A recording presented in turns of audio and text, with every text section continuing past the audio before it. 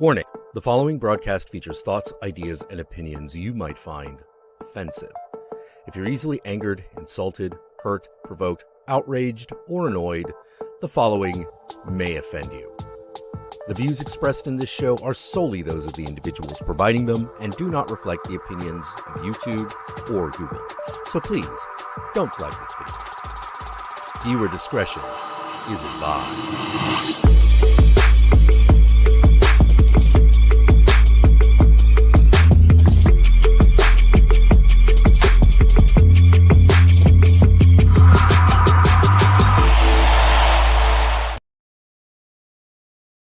Hey! How was it? We got cut off. Oh, did it cut off? It got to the end on mine. Oh, okay. It cut off. Oh, It was weird. it's all right. Dramatic. It's fine. We love dramatic. I can't get the timing Hey, right on these anyway. Hi, guys. Welcome. Welcome. Let us know how we sound, if that's all good. Maybe I shouldn't say that. Don't let us know. Yeah, if the audio's okay, if everything sounds okay. There's a delay though, so we're gonna have to wait. Yeah. Hi, welcome to Does This Offend You? Hi, Kevin. Hi, it's Nerd or Nothing, your horror bestie, Robert. Welcome. Yeah, we're talking about Texas Chainsaw Massacre today. I saw Kevin was in here earlier, and I guess you just watched the new one, which is good because we're gonna talk about all the spoilers for the most recent Texas Chainsaw Massacre, 2022.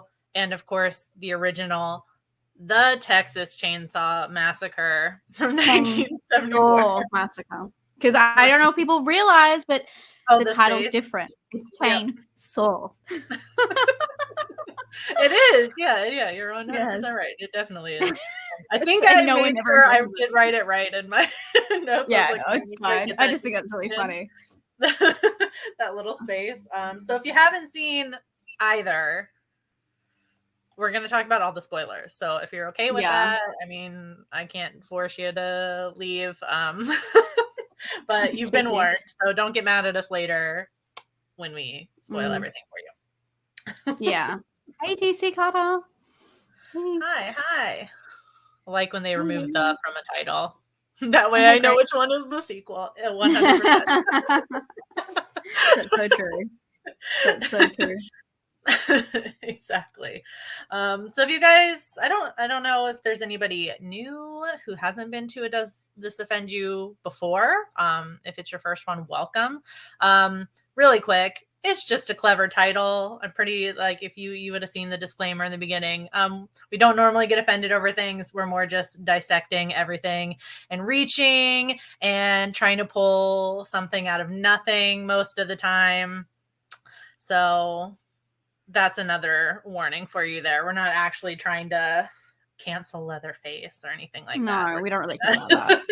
The whole point of it is we watch these movies and sure, like there's little things we can touch on in reviews and stuff like that, but it's also fun to just dive into those like more controversial taboo moments in these films and yeah, really get into that. So that's what we do. And we get pretty like looking at our notes and especially with the new one, this is going to be quite like it's a very current topic, I feel like, because obviously it's a new film. A lot of the films we talk about are films from the past and have running themes, but because this is kind of how Texas Chainsaw Massacre is portrayed in 2022, there's definitely a lot of current, even like politics and stuff. So we're definitely going to get into that. That's just our opinion and obviously don't mean to offend. And does this offend you? Maybe.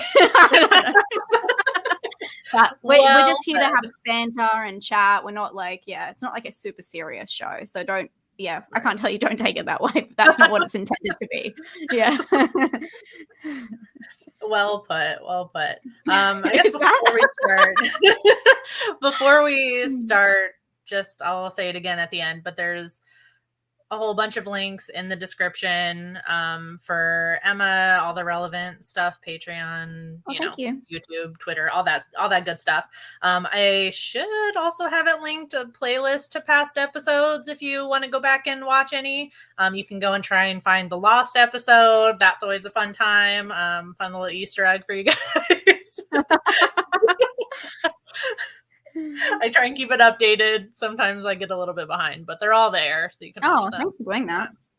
Yeah. Okay. I mean, I think we just start at the first one today because that makes the most sense. Usually we do a whole kind of thing about which one we're going to start with, but I think that makes a lot more sense than to start talking about the new one and be like, refer to the old one. So. Agreed. Okay.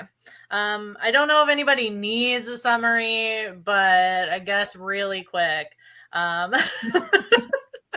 The Texas Chain Saw Massacre from 1974. Chainsaw. Follows Sally, her brother Franklin, and their friends who are taking a trip in backwater Texas to a cemetery because there's been reports of grave desecration. So they're basically going out there to see if Sally's grandfather's grave was part of that. While they're back there, they decide to do a little like sightseeing of abandoned buildings that their family used to own. And they run into a cannibal family. Yeah, pretty straightforward. Really is. Really simple. Yeah. And I think that probably just because it's going to come back up, but like a big part of how you're meant to take the first one is they're just psychotic people. You're not really given too much backstory. You're not given any of that. No information about the family, really. Just that they've been there and they've been eating people and they like to decorate their house with all this stuff, which we'll get into. But yeah, I think that it's like you have to say that because a lot of that gets changed throughout the whole series. And of course, in the new one, where they try and feed backstories into these characters. And a lot of it is, it's interesting where they go with the intent of that.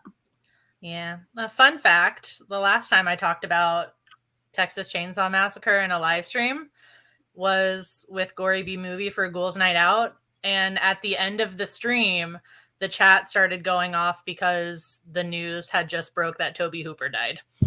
At the end of our live stream.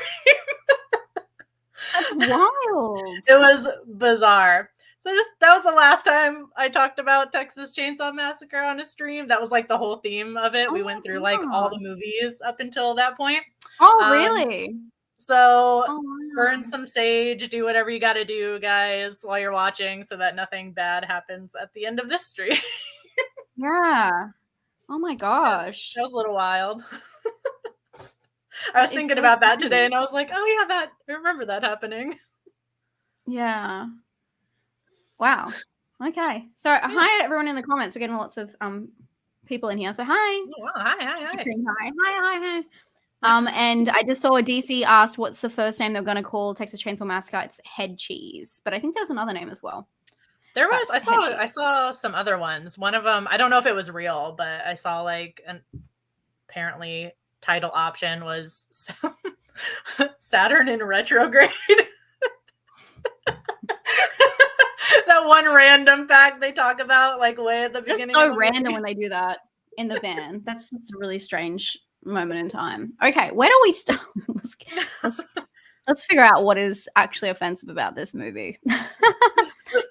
Where do we start, Vicky? I mean, all of it could potentially be offensive, I guess, depending on. Well, let's start talking about the marketing. Which one? The marketing and the Ed Gein stuff. Okay, I was going to say we both kind of have the same. Yeah. Same so. Well, I guess because we're talking about like where the film kind of came from, you know, like the idea of it. So, and you go into a lot more detail than me, but which is great. I like all your notes were so good. So I guess from the poster, Texas Chainsaw Massacre really plays into that idea of like based on a true story, which does really well in marketing, especially today. And back then, I'm sure, but like. I don't know if they needed it back then because this is one of the first big 70s kind of slashers. It's just very interesting. So a lot of people claim that the film is based on the serial killer Ed Gein, although he did like play an influence while they were like doing character research. It's not based on it's not, no. And it was more for, the marketing of the film that they really hammed that up. And that created a lot of interest. And so a lot of people just, connect him to this film. I mean, again, when they pick a killer, any kind of film that we look at, like any kind of film, when the villain usually does research, or even the main character does research into different ideas and influences that could, shape their roles. So obviously that's Ed Gein played a little bit of that, but this is one of those films that everyone always brings up as being about Ed Gein, and it's not really intended to be that way. So yeah, on the poster it does say what happened is true. It's not. That's what I have really. So it's just like a marketing kind of ploy, and it's interesting because I don't think that, I don't know, from me looking into what the way it was when it came out, that's not really something that was attached to why people were so up in arms or like, just disturbed about it. I felt like that was something that happened later where people got more into like true crime and all that kind of, background and stuff like that. So yeah, but you have a lot of really good notes on this about the influences.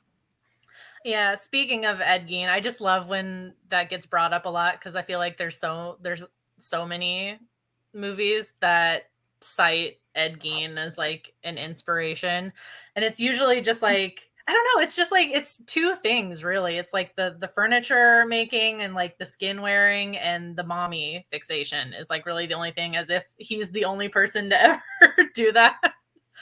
I guess he's the most notable, but it's like, like Psycho, Silence of the Lambs, like all cite, even like House of a Thousand Corpses, Firefly Family, Otis is supposed to be,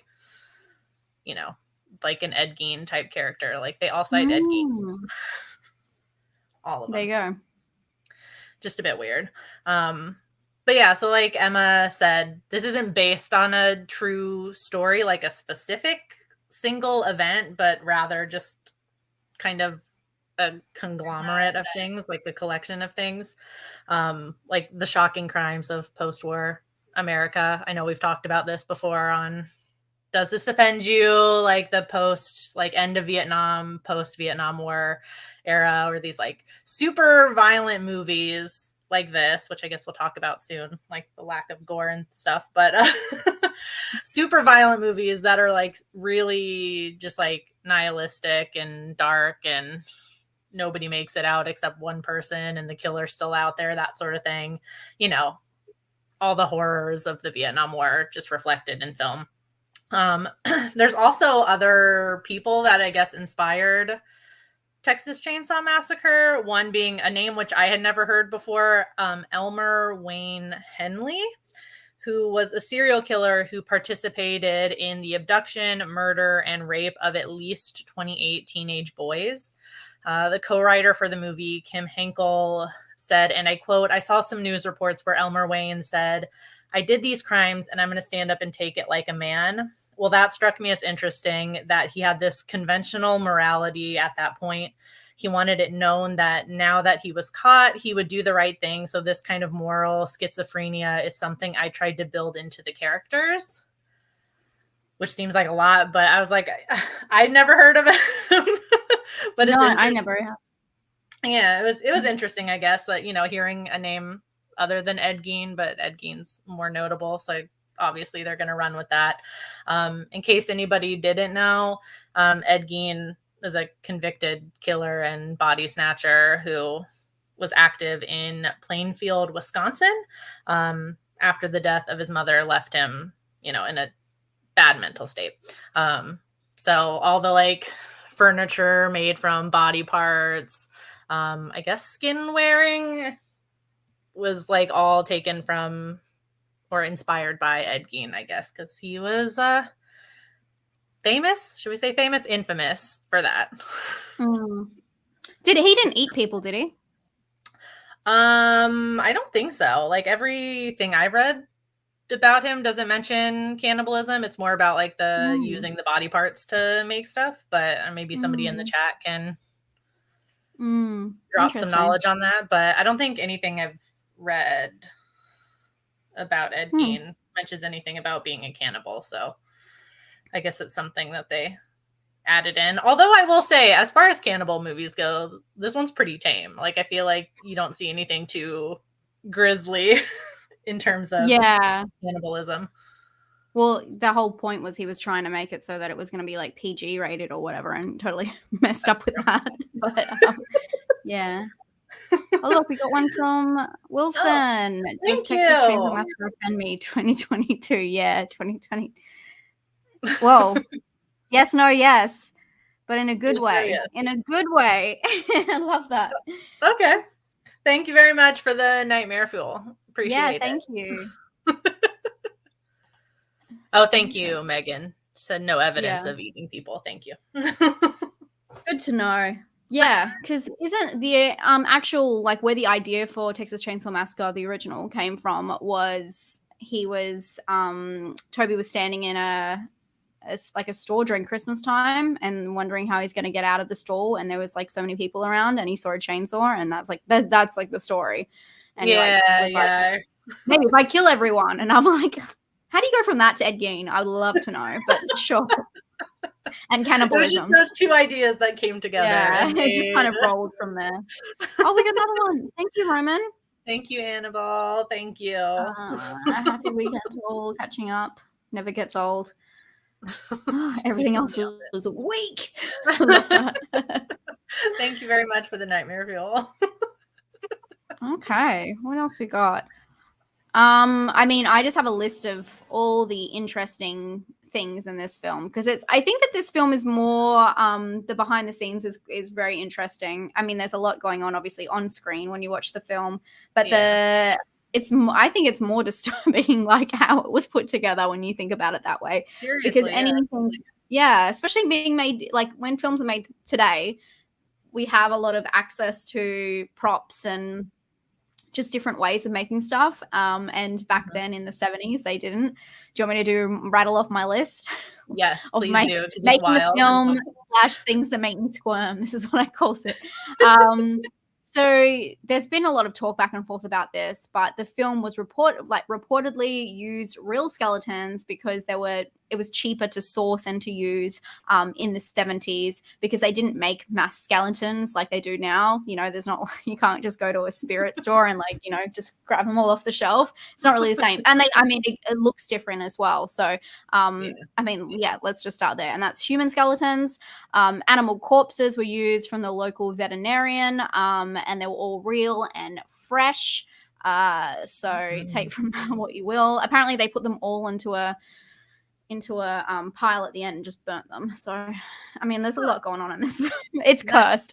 Gunnar Hansen, who played Leatherface, he has this story, if you read his book, God, what is it called? Texas Chainsaw Confidential, I think it's called.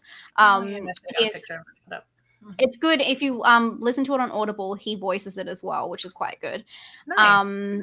And he talks about when he wanted to try and figure out like the role of Leatherface, like all the different things he did, and how he went he was trying to figure out how Leatherface would talk, and he used to drive around in his car for hours trying to like make the noises. And he went to someone he knew had some pigs, and he went there and he was just basically like stressing them out and poking them and prodding them so that he could hear them squeal, which is one of the noises he uses in the film. So, I mean, it's very light there, but also just like the idea of stressing animals out just so you could hear them squeal is pretty, like, actually that should be in the horror movie. Like that's just big and creepy.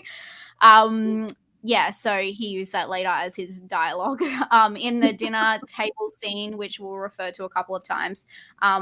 That scene is just so sick and just so much stuff's going on. But old grandpa, who's Dugan. That's Sally's Dugan, isn't it? What's the grandpa's name? No, you're right. You're right. Yeah, Dugan is grandpa. Okay. Yep. Okay, Dugan is grandpa. Sally's Burns. That's right. So in the dinner table scene, the grandpa is meant to suck Sally's finger, which it's just it's so gross. But apparently they went back and forth. They were using like this prop knife where Leatherface is meant to like cut Sally's finger and then give it to the grandpa, and then it wasn't working. It was jamming. And it malfunctioned, and he ended up just actually slicing her finger and shoving it into, Grandpa's mouth. And only years later, when they were doing a Q&A, did this kind of come out, and they talk about it. And I don't understand from her perspective how she didn't know she was cut and that was her real blood. but I mean, maybe she didn't know, she forgot, or traumatic experience. Oh, so she was acting like she didn't know this whole time. It was like a shock to her also. Like, what? Yeah, no, it was a shock to her. Yeah, which was very interesting. So when she realized, she was furious. And the grandpa said, who was talking about it, he said that, sorry, the guy who played the grandpa, at the Q&A, I don't know if she was there at the Q&A, he said that, I didn't find out till years later I was sucking on her blood, which was kind of I was gonna say erotic, really, which was kind of erotic. So he was saying that, which like says it all. I don't think I've ever seen him out of the paint, the wall paint, the grandpa prosthetics. Have you seen him? I don't even know what he looks like. I don't know if he's like a I just assumed he looked like grandpa all the time. But I mean, it doesn't really matter. Well, as well, I guess it doesn't really matter what he looks like. It's if he said that, it's gross no matter what he looks like. I just thought that was really sick, and it made me feel very icky. And yeah, Burns, so Sally in the film, she cuts herself on the branches during the forest chase scene. So a lot of the blood that is seen, this is what they say, but a lot of the blood that's seen on what she's wearing is her real blood. It's interesting in Gunnar Hansen's book, because he does say a lot like, this was many years ago, and how I remember it is very different to what other people say, and we all have like conflicting stories about things that happen. So that's why it's like you take everything with a grain of salt, for sure. The film, but I mean, I attest to this, would probably be correct, that the film mostly was shot in 110 Fahrenheit degrees, which is 43 Celsius for Rob, the only person I know who's watching who would need that information. About 43 degrees, which is the fucking normal temperature here at the moment. So yeah, I mean, there's a lot of the shots in the hot van and stuff like that, or in the van, all the sweat and stuff that's real, it's just so Texas Chainsaw. Like all of those films have that gritty, sweaty, it's almost like worse than any of the horror in the film. I don't know about you, but I hate hot weather, and it's just like, yes. It's almost more torturous that they have to go through it while they're sweating their asses off. But that was like a huge complaint in the film. Yeah, it would be. It's, oh my God. Yeah, talk about dying with dignity. Oh my God. And I guess to add to that, the dining scene where they're having the dinner, I don't know why. This is what I talk about with the props with the skeleton. I guess that kind of makes sense, even though, it's real people and that's probably not a great thing. But right. I don't know why they used real food during this scene. It doesn't make any sense to me why they wouldn't use fake. It's such a gritty, the way it's shot, you can't even see the food, and you don't even notice the food because there's so much going on. So it's very interesting they used food that was real. He said that the food was real and it rotted because the set had poor ventilation. And the man who played the hitchhiker claimed that the filming that scene was the worst time of his life.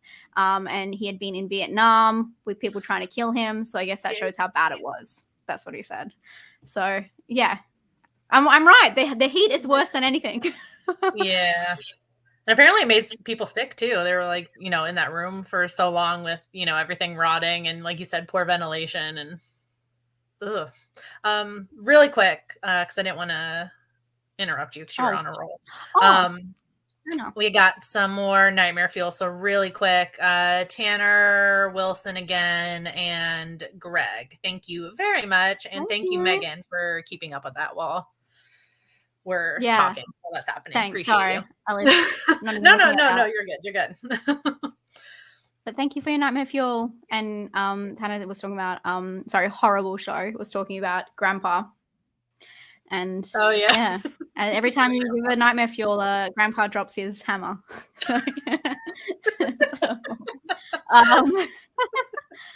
The Grandpa. Oh, he's so creepy. I was waiting for him to come up in the new one. Hey, I was like, where is Grandpa?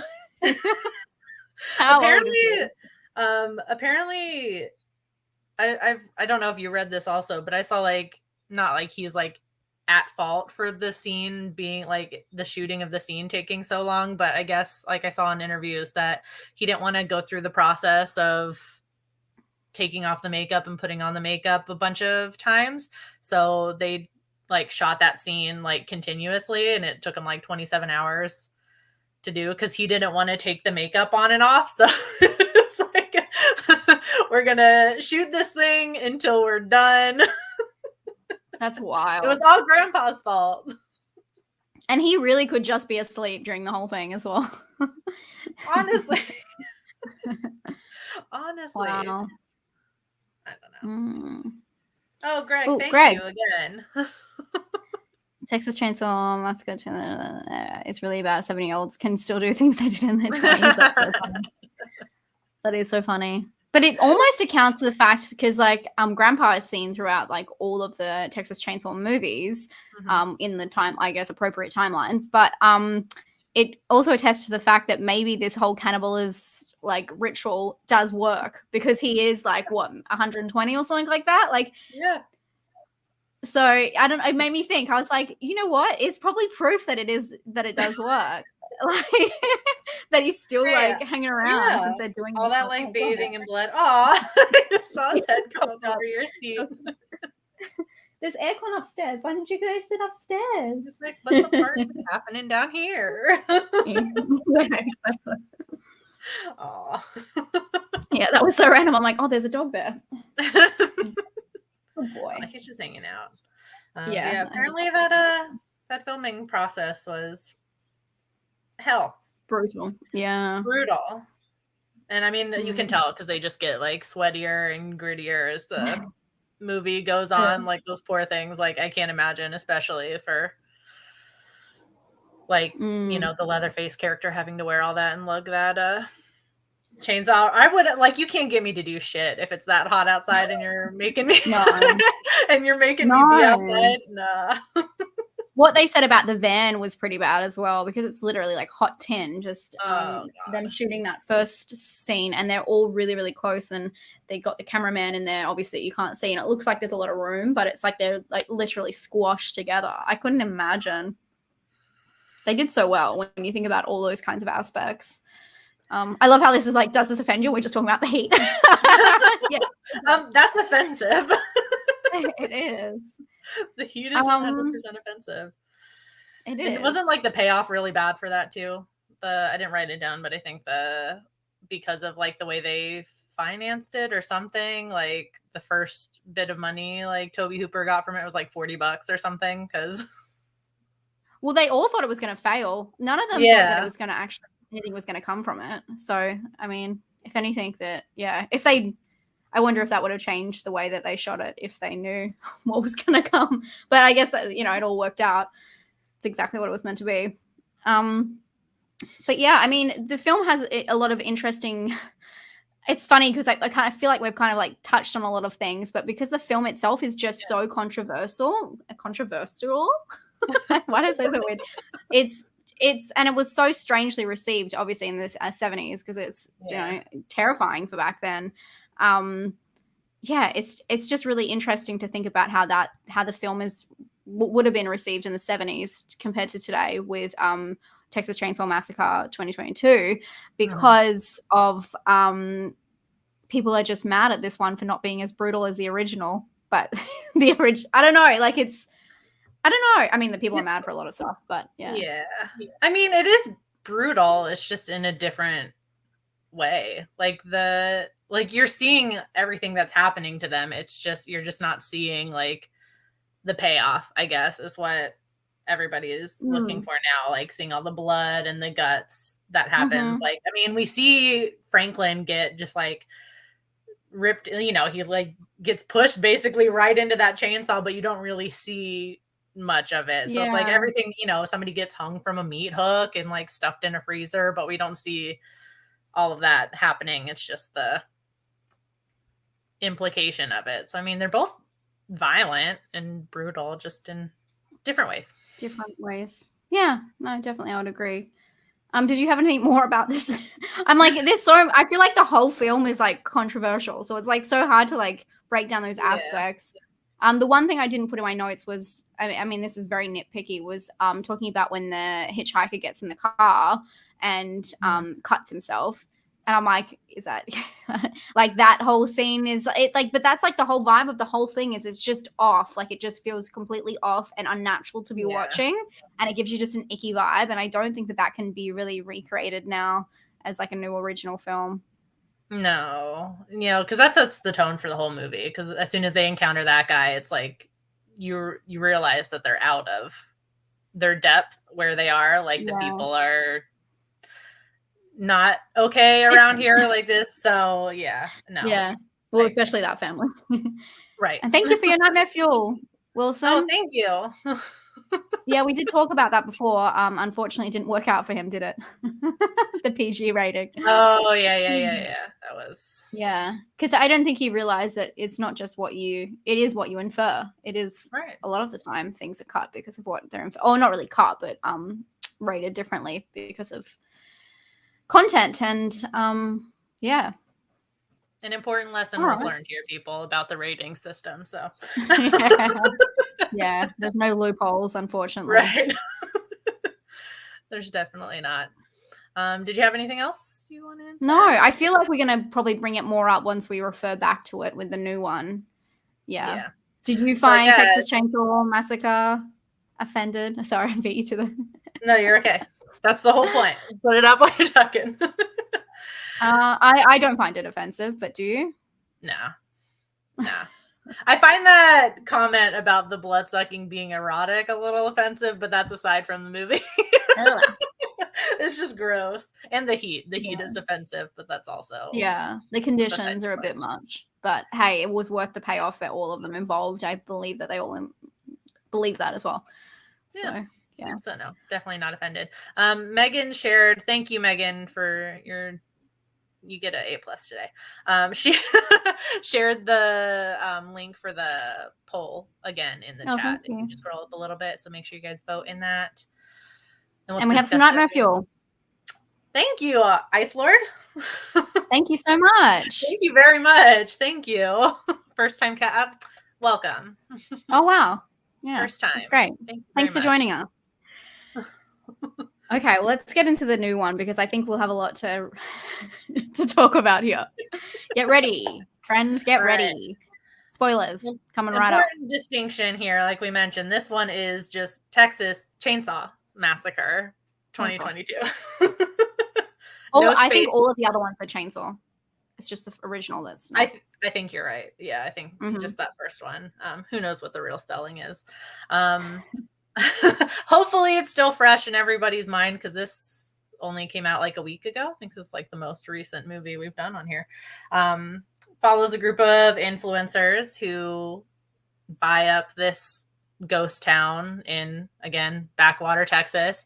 And they invite a bunch of investors over to divvy it up and create a Gen Z paradise.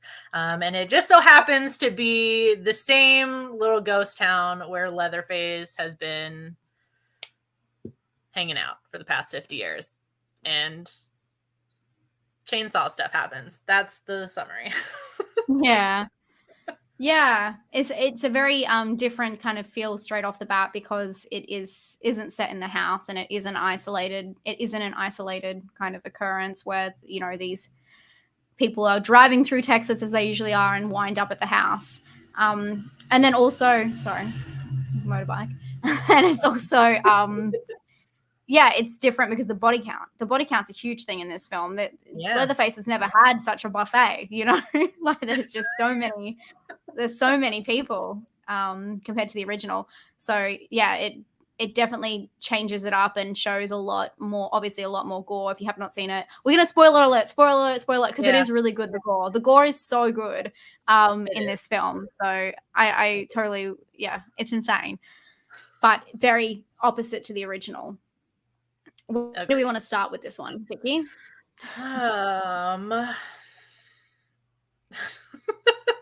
I mean, I'm like, do we want to jump into just the controversial themes? Because they're kind of heavy. But we can go for it. Unless you want to start with the millennial thing that you've got, and then we can go into the heavy stuff. I'm trying to find where the millennial thing is. Sorry, I just saw Wilson did another. Oh, thank you, Wilson. Jeez. Thanks, Wilson. Yeah, I Thank did you. know that about I just didn't mention it. There's a lot of stuff you can't mention. You can't mention everything, but thank you. I appreciate that. Just in case people don't know, the narrator for the original one was the narrator in the new one for the opening scroll. Oh. But they didn't do a scroll. They did a documentary at the opening of this one. Yeah, interesting. Did not know that. Okay. Thank you. Oh, okay. Sorry, I'm just reading the comments. Okay, so gosh, yeah, let's get into the juicy stuff. Millennial versus baby boomers versus Generation X. It's very hard as well. Let's just say right now, any website you look at, generations are different for different ages, different age brackets. A lot of people say them different. That's true. It's a lot. So baby boomers is also known as Generation X. But this is very much, I don't know if it is it Gen Z or is it millennial versus, I know, trust me, it's just fucking confusing. But any website you look up, it's like completely different. But yeah. No, this is Gen Z. Okay, I put millennial, but Gen Z. I'm millennial, in case anyone cares. Yeah. Well, Vicky and I both. We're out of the like horror movie teen slasher bracket now, Emma. We made it. Yeah, it's not about us anymore. Yeah, unfortunately. Yeah, that's very true. And maybe that's a good point. That's a great point to start this off, because these films aren't really made for us. And you know what? The Texas Chainsaw Massacre remake was made for us. So like the 2004, whatever. Yeah, that one. Yeah, something like that. Which is actually a good film. But I probably think it's a good film because I was the demographic. Right. So that's how it works. You know, that's how it works. So I've seen a lot of comments about, well, I did a review. We both did reviews on the new film. And I saw a lot of comments about how the film represents, I should have said, Gen Z as coming to the town and changing it. And also the famous scene on the bus with the "you're cancelled" on the Instagram Live. I saw someone before in the comments who said they were offended that Leatherface was on Instagram Live. And I would challenge you, because I know if Leatherface was ever on Instagram Live, you would be there, because you're here right now on YouTube. Why would you not want to be there? But yes, I can't help but think that the commentary here is a little bit more of, as we're just talking about, the original versus a remake. And I feel like it's like the cool thing is to talk about how bad the new movie is. And I mean, Vicky and I both weren't huge fans of the new one. Like, don't think it's the greatest film ever. Right. The kills are great, but I don't think it's the worst film ever. No. And I think that there's this whole thing which comes off of people trying to be cool or kind of gatekeep by saying like it's not as cool as the original. We know this, you know, this is no new information. We never thought it was going to be. No one thought it was going to be. But right. It's interesting because this film kind of tackles that subject, because it's, you know, introducing this Gen Z straight up with this original villain. And I feel like they just kind of like they're toying with that. That's I guess that subtext throughout the film. And we've seen this a lot. I've seen it a lot in my comments about people talking about how shit it was. So I was not surprised. But it's, you know, a lot about how a lot of people, I've seen as well a lot about how people are sympathizing with Leatherface. And I did see this even in the comments here for the live stream. A lot of people saying they wanted the kids to be killed. I would say the kids are not likable in this film. So I don't, you know, I'm just here to eat my popcorn and watch and see what happens. I'm not really on either side, but I think it's interesting that people choose to take sides and what that actually says, you know, like it's a very separation kind of film. And it does paint, in that regard, it paints Leatherface as some kind of vigilante victim kind of person, because we see at the start, we've done the spoilers, we'll keep saying spoiler alert. His like mother figure, I wouldn't say it's his mother. We don't know the timeline. We don't know the timeline of this one, but we believe it's she's the orphanage, you know, she takes care of it. I don't know, mistress. I don't know what they call it. The head house. I don't know what they call it. Yeah, I don't know what they have a name. So she's the headmistress, I think is what I was going for. She dies, and that's kind of like Leatherface's mother figure, and then it's like him getting revenge on the people who did it.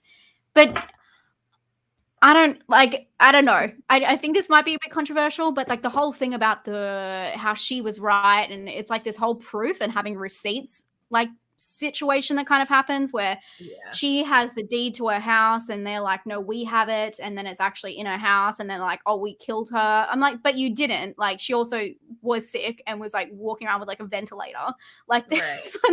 Right. And then he's like killing.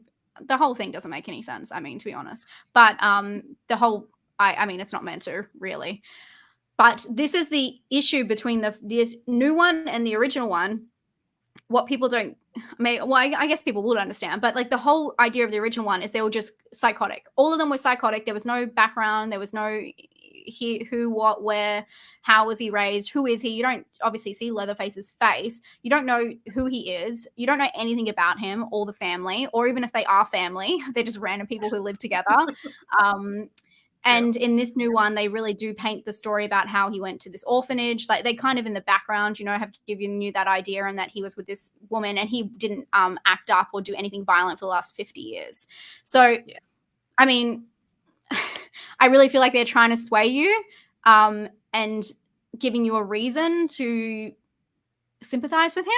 It's just really interesting because I don't know if I'm making any sense. Am I making sense? No. Probably not. Yeah. And that's kind of like the whole like little like gentrification bit of it. I think like them barging into her house for one, because they think that they own it, and the whole, you know, thing of gentrification is you got like new people coming in and revitalizing a town, and it's always at the detriment of like lower income people, residents that are already living in that spot, which is what happens here. You know, like as Emma said, they do have the receipts, as it were. It was actually their home.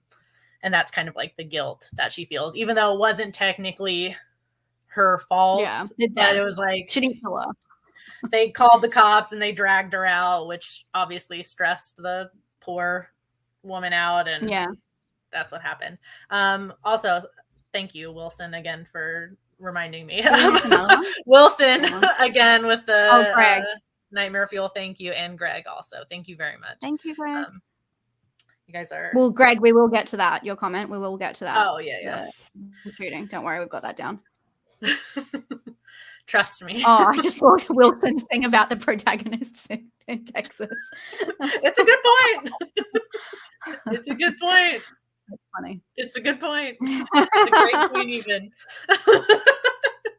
Jessica Biel. That's what I'm going with. She was good. Yeah, but this isn't the first time I mean, I know that this is just about those two films, but they have done this to Leatherface in the past. Like, that's when they try and give him a backstory, is when they try and make him sympathetic. And I guess they do that to most villains in horror movies, to be honest. I mean, maybe not poor Freddy. He got like a bad spin-off, but or like, you know, he got his backstory was added on to, and it was not great for him. But and like, think about like Jigsaw, when we actually find out, I mean, that's even in the first film, but when we find out who he is and why he's doing it, doesn't make any sense, but you can understand. And I just think it's really interesting that they try and give him this whole idea, but you're really just there for the action. You're there for the Texas Chainsaw Massacre. And I think it's just strange that they try and make this story about how he was wronged, when he's like, this is meant to be a direct sequel. So he's just meant to be a psycho. So like, just let him be. Like, the whole thing about Texas Chainsaw is like, it's scary because they don't know why they're doing it to them. They're victims, and they can't even communicate with them properly because they're not even, you know, on the same wavelength, and they can't have a conversation about it. And that's what's so scary, like being taken and not having it's like Hostel, like you're literally trapped in a situation and you don't have any power. You can't suggest or convince anyone. And so I think when you try and put that kind of story into it, but there's a lot going on in this new one, as we were saying, with like the new people coming in, and if that's, but again, is that a bad? I hate saying that, but is it a bad thing when they thought that they actually thought the house was empty? They thought the whole town was empty. Oh yeah. And again, their justification for coming in and doing that is because they wanted to move away from the bigger city because of the violence of the bigger city, which is. Right. It's like it just wraps into itself, doesn't it? Because it's like they all want the same thing. If anything, they could have sat down, had a conversation with Leatherface and his mom, and it would have just been fine. This whole thing's about communication. Thank you, Horror Cash, for your nightmare fuel. Thank you. Appreciate it. I just saw, thank you so much, Horror Cash. Nerd or Nothing, has anyone seen a sunflower field in Texas? I mean, I haven't been to Texas, but it is in the first one. It's the only other film it's in. It's in the very first one. So it is I had to put that at the top. I just love that shot so much. It makes me it's so funny. It's so funny. Poking his little head up in the sunflowers, you know? See, he just wanted to hang out, you know?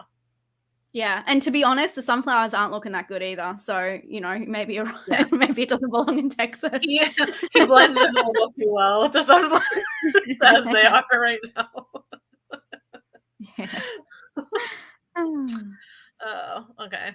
Okay. Sorry, where were we? I'm going on tangents about this. I got lots of thoughts. Oh, no, you're okay. Tangents are great. That's what this is all about. I forgot to mention at the beginning. We also get on our soapbox sometimes, and that's all part of the experience. So enjoy.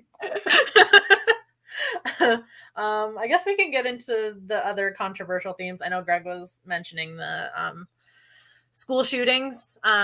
So that's a huge, heavy topic. So if you need to, you know, pop out of the stream, completely understand. I'm just going to call it that. I know you wrote in your notes, like, if there's something else we can call it. Yeah, I don't know. I've been saying it on YouTube recently when I've been talking about films that include that. I don't know what the censored name of it is. I don't know. It is what it is. You know what I mean? A regular school day. That's what it. Yeah. The censored version is. So Greg was mentioning it a few times in the chat about like the school shooting theme, which is like a really big part of it. Like I know people talked about the gentrification like comment that the guy has, but I feel like that's really just the beginning of the movie and the like trauma aspect of I didn't write her name down. Lila is the character name. Yeah. Is that the okay? Yeah, the one that survived the school shooting. Yeah. I hope I'm right. Somebody will correct me in the chat if I'm wrong. No, that's right.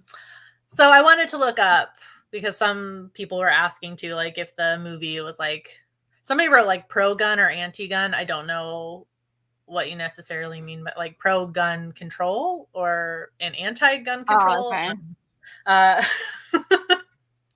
But I looked it up and I have two quotes from Fede Alvarez, who was a co-writer of the movie. I don't think he did it by himself. About like the theme of gun violence and the school shooting in the movie. So he says, and I quote, the way we see it and the way we work with the themes, it's just based in this. Like he's saying, I'm Uruguayan, right? So I'm not from here. I was not born in the States. I came to the States for the first time when I was an adult. So there's a few themes that are constantly in the news and they just slap you in the face as soon as you move here because they're things that you never discuss in your country. So I guess that was something that he felt like he wanted to put into a movie because it's so prevalent in society over here, which, I mean, he's not wrong. But later on, he's discussing in the interview, like Leatherface's role specifically in this theme, because that's like the whole like high point of the movie. She is dealing with her trauma the whole time and she eventually can defeat Leatherface, all that jazz. So he says, and I quote, it's like we're trying to put all those themes in the movie and trying to have Leatherface represent the hate that comes out of that. For me, he represents that hate that comes from fear, not the hate that's intellectual. If you watch the original movie, he's just like a kid that's scared and sees these people walk into his house and suddenly are terrified. And he's terrified of them and he doesn't understand why they're wearing the clothes they're wearing, where they come from, and just starts killing them. And definitely out of some sort of fear and hate combined. So I think it's that Leatherface is like the product of the tensions that come out of all the themes in the movie. That was the way we see it. Sorry, it was a whole long quote, which also just goes to tell you when you don't give killers a motive, people will ascribe their own meaning to it. So he's clearly got his own interpretation of Leatherface in the beginning. Not in the beginning, the original, I should say. I just found that interesting, I guess. Like he doesn't really say anywhere that I could find if it was like pro-gun control, anti-gun control, or anything like that. It was just a theme that they wanted to explore in the movie. Yeah. I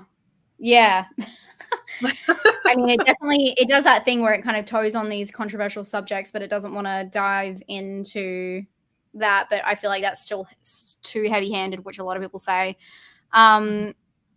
Yeah, it's super interesting the way that he says that Leatherface in the original is just scared, because Leatherface literally kills the first guy in the film after he just walks into the house, and he kills him in like 10 seconds. You see 10 seconds of Leatherface. It's not like he walks in and goes, "Oh my God, who are you in my house?" Like there's no, he's just fucking donk, you know?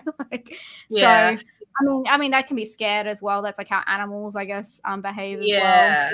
Like when he says that, I can understand that. It's like I could see how he read it as maybe like a self-defense sort of thing. Like, holy shit, who's this person in my house? The only way I know how to react is to. Yeah, I feel like they went with too many themes, if that was the case, because that works better with, you know, the Gen Zs coming in and taking over and like changing, because that is like, what, this is my village now, like, you know, like not like my house, it's like my town. So it's another way of kind of representing that. And I mean, yeah, let's get into like the school shooting stuff, because that's insane. But first, before we got Greg did another nightmare fuel. Thank you, Greg. Thank you, Greg. Before it gets lost.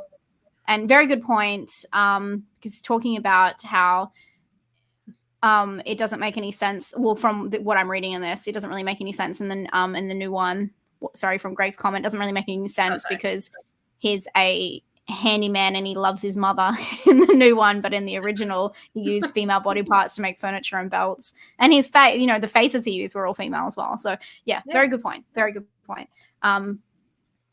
So Ben had a good point as well in this. He was talking about how you know, like it's meant to represent the school shooting is meant to represent what Sally also went through with, you know, going through her trauma and knowing that she needs to go back and do something to move on. And they kind of like share that, where they both need to get violent to move on, which doesn't make, I mean, you know, each their own. You gotta solve things the way you gotta solve things.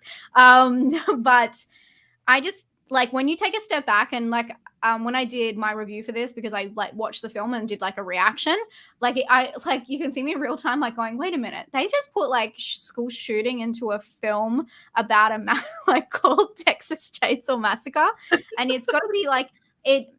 I have to like, it does not offend me, but it is very interesting that they chose like a slasher that is all about just fucking killing off people and giving no ifs, whats, buts, cannibalism, all that. And then they just threw in that kind of curveball about her character so that she had some arc to, you know, overturn. I don't know, usually like the films that I've seen those subjects explored in are a little bit more serious, and it just comes, I don't know, it just comes around where it's like, this is like the modern day telling of these kinds of stuff, because the original, we're talking about the war, right? Like the themes of the war. So it's very interesting, I guess, to see what is modern day terror. And it is like as someone who's foreign, it's fucking shocking. It's absolutely shocking how, I mean, you guys all know this, how regular and all that kind of stuff happens. It's just like, I just can't even believe it. So it is maybe a little bit more jarring to me as someone who does not live in a country where I have to do, you know, kids have to do drills or anything like that. There's nothing like that exists here.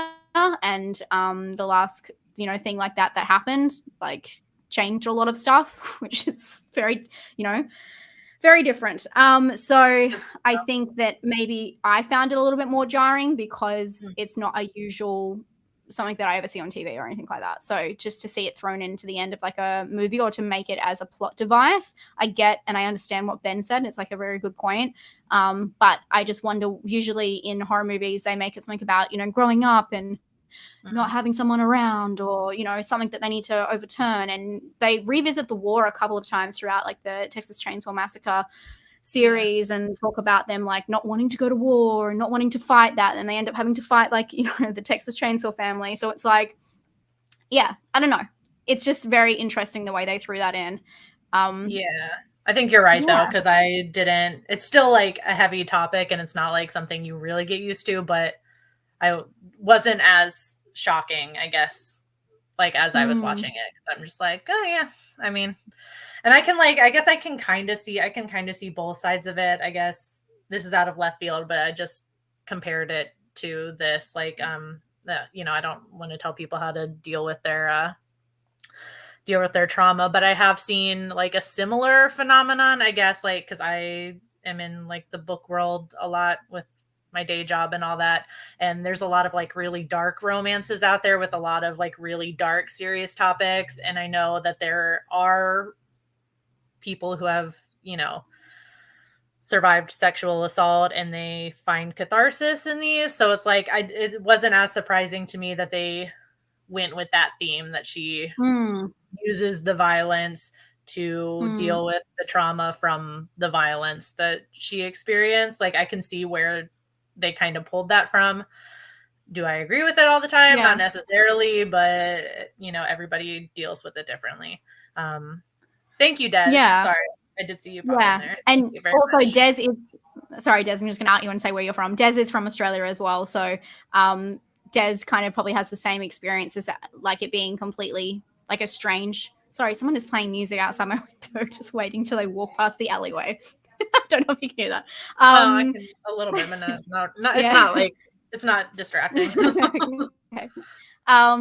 Yeah. So I feel like maybe for us it was like a little bit more shocking, but also interesting with what Des says and what you say about the books, because that's kind of what people find in like, you know, the rape revenge kind of horror movies. So, you know, like that can be, but I think that the difference is with what Des and what I'm saying is it's a plot device. It's not actually the whole plot. So like, you know, there's so many films like Revenge, for example, where, you know, that's the whole idea of the whole film. And a lot of those are like, that's what it's all about. So it was interesting having another character and then having that kind of pop into the background about, so. And her, like, it was all about how she's going to take care of herself, because her sister felt like she had to, like, take care of her and move her and keep her safe. And at the end, obviously, she's, like, the one who survives. So, yeah, it was just a very interesting thing because, like, they were throwing out the whole, like, Gen Z taking over this whole town. And then also there was a lot. I was like, whoa, what are we trying to say? And then especially with the scene where she like goes to pick up the gun, like and that's also very shocking to people like Des and I, who, and you know, there's other people in here, Rob, who just people I know who aren't from America, who aren't used to seeing guns all the time like that. So it's also, you don't really see, you never go into an auto shop and see someone with like a fucking automatic rifle like sitting. That's not how it works. But different folks, you know, like different countries. Different countries. Yeah. I think that maybe those things stood out a lot more to us because it was just a bit strange, but you know. Yeah. It was a lot. It was really, it was like it was interesting that they were both like, I found them both super nihilistic, and Lila actually like I think she calls like Richter out or something for being nihilistic, but the whole movie is very nihilistic. Like all the themes they're throwing in there felt very much like Gen Z and on is like fucked. The world is shit. Everything's violence. You can't escape the violence. So either you're gonna slice or you're gonna die. Pick one. And those are your options. Yeah, it was very much those are the options. That's why I was like, why didn't they talk? Why didn't they sit down? I mean, that would have been great to see them sit down at a dinner table, like recreate the dinner scene, but they're just like having like heart-to-heart conversation. Oh my God, is that something like our generation? Because it's like the Gen Zs versus the boomers, and then we're in between like, guys, let's just talk. Let's just have a meal. We can Instagram it and be like. Yes, that would be the millennial version of this.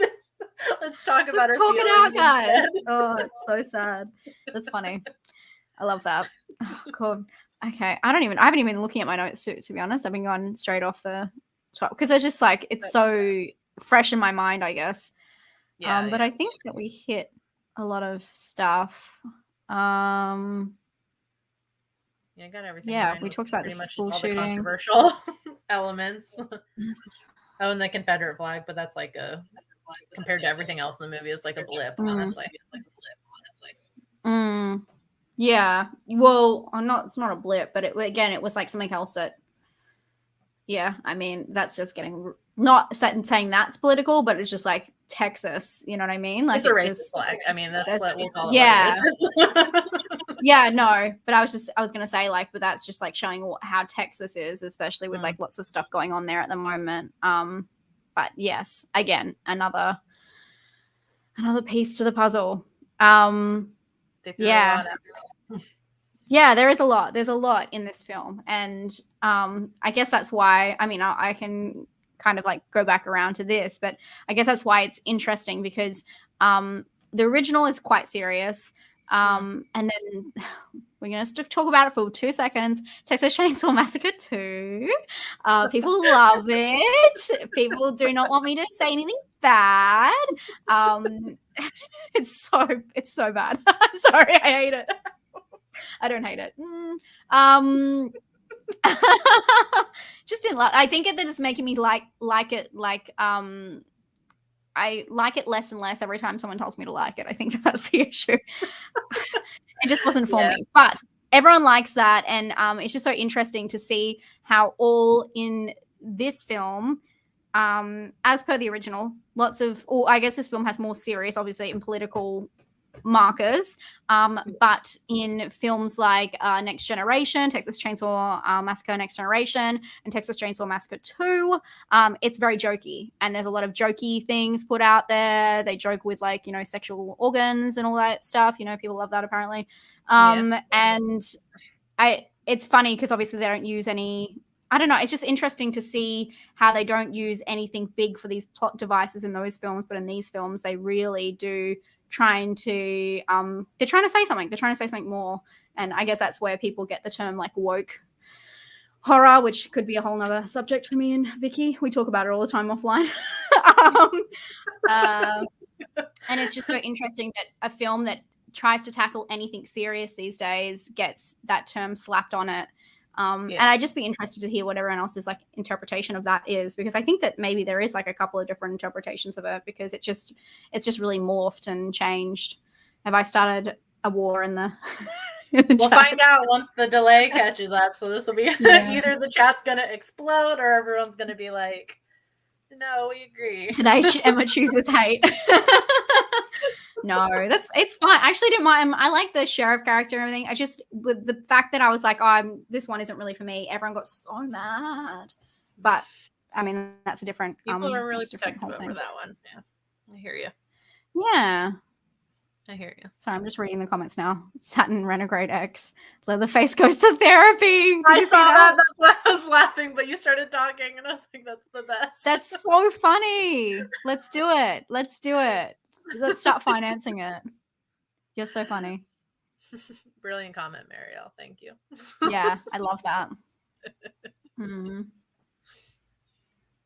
There are some parody elements in it. I'm not sure which one you're talking about. I'm going to guess Texas Chainsaw Massacre 2. Yeah, well, the whole thing was a parody. I don't know if you caught that. Kevin, the whole thing is meant to be a joke. Go out on a limb.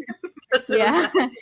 With what Ben just said as well, that Toby couldn't make it a sequel, didn't want to make, it's very right.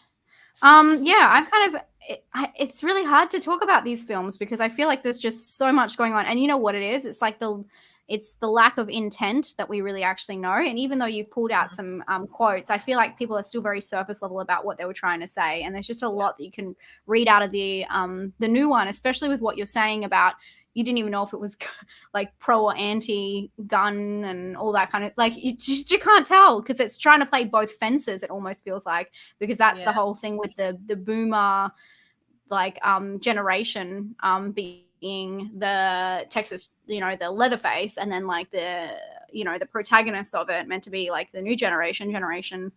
What are we? Z? They are Z? Whatever. In the movie, they're Generation Z. That's not us. Z. Yeah, I was like, what is going on?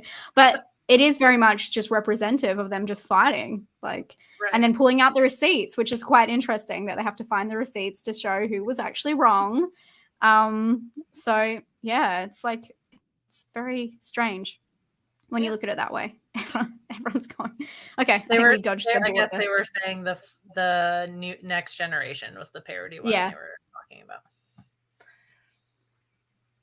Thank you. Oh, okay. Yes, there is. Oh, Next Generation is comedy as well. But yeah, Next Generation wasn't so bad. Anyway. Lots going on. Is there anything else that you had, Vicky? Did you find this offensive? Oh, hold on. I gotta do the thing since I did it for the first time. No. I don't think so. I don't think it was offensive. A lot of heavy elements they like tried to throw at the wall, but like I said in the beginning, we don't really get offended over much. So it's just more interesting to discuss them than anything. Yeah. No, I agree. I thought it was very interesting, the plot devices they used. But I think more shocking than ever offensive. And the gore was just so good. The gore was really good. It was the party really good. Yeah. It was great. Yeah. And just what they did to Sally. Oh my God. It's just brutal. That was just mean. She was in the movie for like a full 5 seconds, and they're like, let's just ram a chainsaw right down the middle of her. It actually made a complete sense as soon as I saw it. I was like, oh, this makes sense why they brought her back. Because like they needed higher stakes. Like they needed to show something. I don't know. They needed to solidify that film in the franchise, I feel like. And that's the only film where she returns or anything, like that happens. So interesting. Yeah. Thank you, Wilson, for another Nightmare Fuel.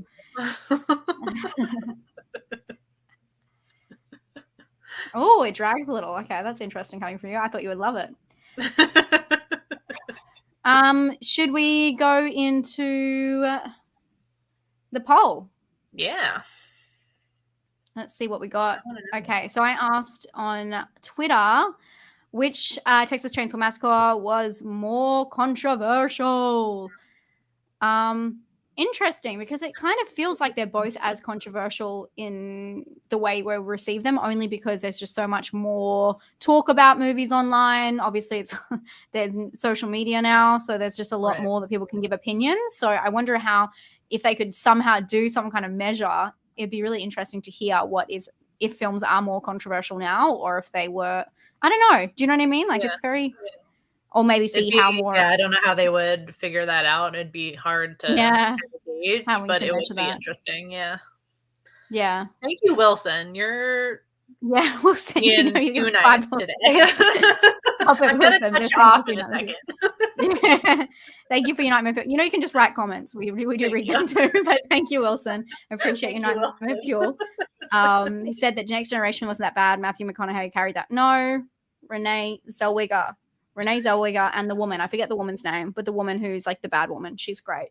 Okay, so for this, I'm just going to read some of the comments before we go into what the actual poll results were. Wow, we had 180 votes. Wow. Yeah, maybe because it's films that people actually have heard of this time. Usually we pick some pretty like random ones. So Fractured Mirror said, it's very dependent on the release time. The 1974 original was released at a time when such movies were new and confronting. As a young teenager, we talked about it in hushed tones. We had to wait for the video release to see it. And Tyler said, the way I see it, the 1974 was intentionally shocking and boundary pushing. The 2022 is controversial because it does not develop its characters beyond stereotypes. It's also because of the script revisions. I hear that Leela refused to pick up a gun and shoot Leatherface in the original. Huh. In the original? Okay. She probably meant they probably meant in the original version of the script. Okay, I see what you're saying. Yeah. Interesting. Okay, so which is more controversial? Which was more controversial? Texas Chainsaw 1974 or Texas Chainsaw? I know that everyone can just click on it. I thought you were saying the answer. I was like, Texas Chainsaw 2022, and of course, with nearly 80%, it's Texas Chainsaw 1974. Wow. Wow. Okay. Interesting. I didn't think that was going to be the answer, but okay. Intentionally didn't. Oh, you vote. didn't? I wanted to be surprised. I think that people, that is, you're right, because with what people are saying, but maybe people, again, the term controversial might mean to them, like, was it more outrageous, and people might have felt like the new one wasn't as, didn't have as much impact, maybe. Yeah. But yeah. Thank you again, Wilson. Yelled at you in the comments there. Yeah, thank you again, Wilson. And thank you, Tanner, for Wilson. That's for Wilson. All right. Thank you all so much for being here and hanging out with us. I hope that was interesting. Yeah. This was an active one. Thank you guys for discussing in the chat, and Someone asked me what my shirt is. Oh, okay, gotcha. I was like, alien. Like, cool, you're just gonna show us your I got it from it. I actually got this one from around Area 51. So I wear it all the time. Yeah. Anyway, sorry, someone just asked what's the shirt. Well, even though you can only see it's black. So like there's nothing really. Like, it's a black shirt. What is it? Yeah. I should have just said that. But thank you so much for hanging out with us. Yeah. Links are in the description again for all of Emma's stuff. And then, we'll see you next month with the new one. Feel free to reach out to us, with like themes, topics. We have a running list.